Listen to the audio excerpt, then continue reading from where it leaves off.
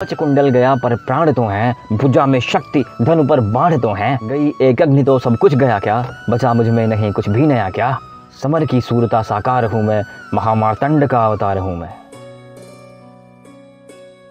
नमस्कार मित्रों, महाभारत के कर्ण पर्व के 41वें अध्याय तक हमने ये देखा कि शल्य और कर्ण में कैसे युद्ध शुरू हो गया है, वाक युद्ध शुरू हो गया है। लोग बातों में लड़ाइयाँ कर रहे हैं।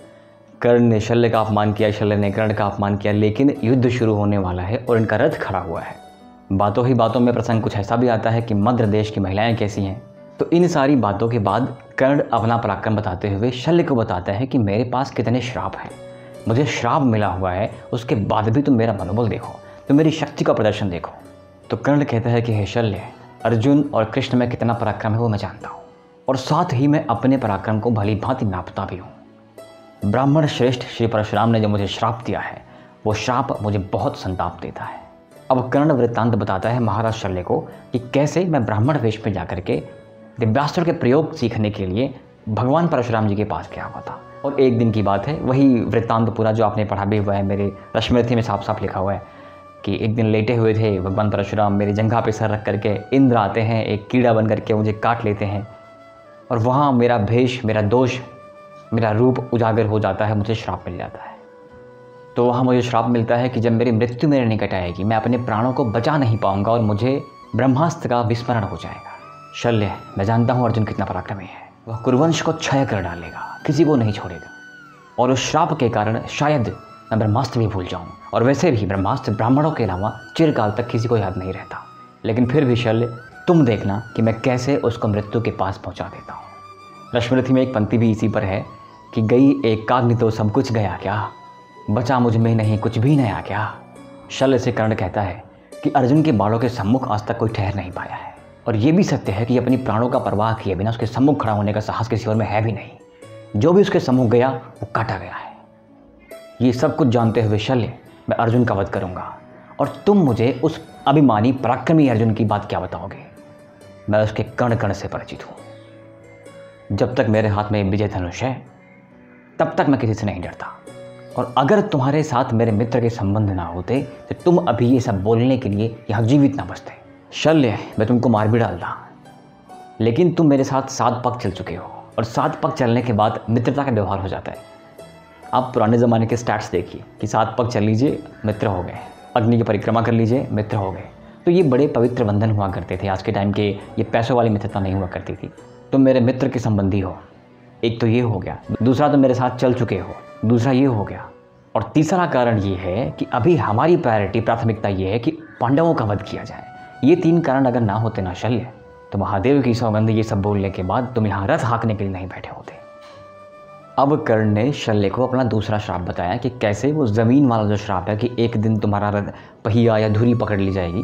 कर्ण ने कहा कि शल्य, एक दिन मैं अपने अस्त्रों का अभ्यास करने के लिए, प्रयोग करने के लिए वन में घूम रहा था। तो जब मैं अस्त्रों का संधान करके अपने बाणों को छोड़ रहा था, वहाँ पर एक ब्राह्मण के बछड़े को एक बाण लग गया, वो मर गया। मुझे अपने पाप का आभास भी हुआ। उस ब्राह्मण को बहुत क्रोध आया। मैंने क्षमा मांगी। मैंने ब्राह्मण को ये तक कहा कि मैं तुम्हें उसके बदले 1000 गाय दे दूंगा, 1000 बछड़े भी दे दूंगा, लेकिन ब्राह्मण नहीं माना, उसने मुझे श्राप दे दिया।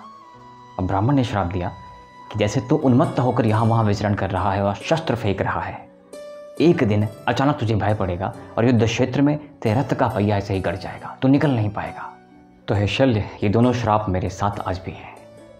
तूने मेरा बहुत अपमान किया है शल्य, लेकिन तुझे मैंने अपना समझकर अपने दिल की बात बताई है, अपने अंदर की बात बताई है। मैं तुम्हारे निंदक स्वभाव को जानता हूँ शल्य, इसलिए तुम शांत होकर रथ चलाओ। अब शल्य कहाँ शांत होने वाले। शल्य ने वापस रिटेलिएट किया। कर्ण ने वापस बताया कि तुम्हारा इतिहास क्या है, तुम्हारे देश के लोग कैसे रहते हैं। तो यहाँ पर जो है युद्ध रुकने का नाम नहीं ले रहा है। अब झगड़ा इतना बढ़ गया है कि युद्ध आगे नहीं बढ़ रहा है। युद्ध होने को है, लेकिन यहाँ पे 2 महारथी लड़ रहे हैं। दुर्योधन को बीच में आना पड़ता है, दुर्योधन को समझाना पड़ता है। दुर्योधन का मित्र था कर्ण। दुर्योधन ने कर्ण को मित्रवत समझाया कि भाई क्या कर रहे हैं, और शल्य के सामने हाथ जोड़ के विनती की कि महाश्री कृपया शांत हो जाइए, हमें युद्ध करना है, हमारा लक्ष्य वहाँ होना चाहिए। अगर आप अपनी ऊर्जाएं यहाँ पर वेस्ट करते रहेंगे तो हमारा फोकस कहाँ जाएगा, युद्ध कहाँ जाएगा। अब दुर्योधन के इस तरह से इंटरफेयर करने के बाद कर्णोपिनोत्तरम माह शल्यभिमुखः परान, कि दुर्योधन ने जब इंटरफेयर किया तो कर्ण ने उसका जवाब नहीं दिया, और शल्य ने भी अपना मुंह शत्रुओं की तरफ कर लिया। यद्यपि शल्य का वही स्वभाव, मन में जो टीस है वो है, कहीं ना कहीं कभी ना कभी बीच बीच में निकलती ही रहती है। और कर्ण का फोकस अर्जुन। अब कर्ण हंसकर कहता है शल्य से आगे बढ़िए। तो अब सेना की तरफ कूच करते हुए पांडवों की व्यूह रचना को देखते हुए शल्य और कर्ण निकल चुके हैं। अब 40वें अध्याय में वर्णन है कि कर्ण ने चढ़ाई कर दी। चढ़ाई करके पांडवों के व्यूह में घुस करके पांडवों की सेना को काटता हुआ मारता हुआ युधिष्ठिर को पकड़ लिया। अब धृतराष्ट्र ने संजय से पूछा कि हे संजय, जिस सेना में इतने पांडव हैं, इतने पराक्रमी लोग हैं, वहाँ पर कर्ण ने प्रवेश कैसे कर लिया उस व्यूह में? और प्रवेश करने की छोड़ो, उन सैनिकों को मारता हुआ उसने कैसे पकड़ लिया युधिष्ठिर को? तो संजय ने बताया कि जब कर्ण ने युद्ध प्रारंभ किया तो उसके साथ कौन चल रहा है? 24,000 संक्षप्तक सैनिक जो पांडवों को मारने के लिए आतुर है। वो भांति भांति से अर्जुन को बुला रहे हैं कि आओ युद्ध करो, आओ युद्ध करो, क्योंकि अर्जुन ने अभी कुछ दिन पहले ही कल के ही युद्ध में उनको मारा था। सेनापति कर्ण अनेक तरह से कवच और अस्त्र शस्त्र लिए चल रहा है और उनके पीछे चल रहा है आपका पुत्र महाराज दुर्योधन। अब कर्ण के व्यूह को और कर्ण के समूह को देखकर युधिष्ठिर ने कहा अर्जुन से कि हे अर्जुन, कर्ण ने अपनी सेना का व्यूह बहुत सुगठित तरीके से रचा हुआ है, उसको तोड़ना इतना आसान नहीं है। तो तुम इसका प्रबंध करो कि जो उनका प्रधान सेनापति है, जो कर्ण है, सबसे पहला प्रहार और सबसे पहला जो लक्ष्य हो वो कर्ण होना चाहिए। प्रधान मरा सेनाहारी। अर्जुन ने कहा जैसी आपकी आज्ञा महाराज, जैसा आप कह रहे हैं वैसा ही होगा। अब यहाँ पर डिसाइड कर लिया युधिष्ठिर ने कि कौन किससे लड़ेगा। भीम लड़ेंगे दुर्योधन से, अर्जुन लड़ेंगे कर्ण से और आचार्य कृप से मैं स्वयं लड़ूंगा। संजय ने कहा कि हे महाराज, आज्ञा मिलते ही अर्जुन ने सेना को कार्य पर लगा दिया। अब वह दैव रथ पर बैठकर श्री कृष्ण जिसके सारथी हैं, अर्जुन जिस पे रथी हैं, वह रथ निकल पड़ता है शत्रुओं को छांटता, काटता, बीनता, उठाता, पटकता हुआ। और शल्य ने कर्ण से कहा कि लगता है वो अर्जुन और कृष्ण ही आ रहे हैं। जो कोलाहल है, जो शोर है, जो अश्व के टापों से निकली हुई धूल, वो धूल जो बादलों के समान सूरज को ढक ले रही है, वो कोई और नहीं हो सकता। इसलिए हे कर्ण, जिसको तुम बार बार पूछते थे, संभवतः वही सामने आ रहे हैं। अब जब अर्जुन और कृष्ण सामने आ रहे हैं तो परिवर्तन हो रहा है प्रकृति में कई तरह का। जो मांसाहारी पशु पक्षी हैं वो प्रसन्न हैं कि आज बहुत भोजन मिलने वाला है। अब एक बार फिर शल्य काम पर लग जाते हैं, बताते हैं कि अर्जुन का वो रथ है जिससे कई बार देवताओं ने युद्ध को जीता है। अर्जुन के वो सारथी हैं जिन्हें कोई हरा नहीं सकता। अर्जुन के पास वो अस्त्र हैं जो अचूक हैं। और अर्जुन की सेना से कौन कौन से महारथी खड़े हैं वो अजेय हैं। और तुम्हें अर्जुन को देखने की बड़ी इच्छा थी, लो अर्जुन सामने खड़ा है। अब अर्जुन अपना रथ लेकर आगे बढ़ रहे होते हैं। संक्षप्तक की सेना ने अर्जुन को घेर लिया।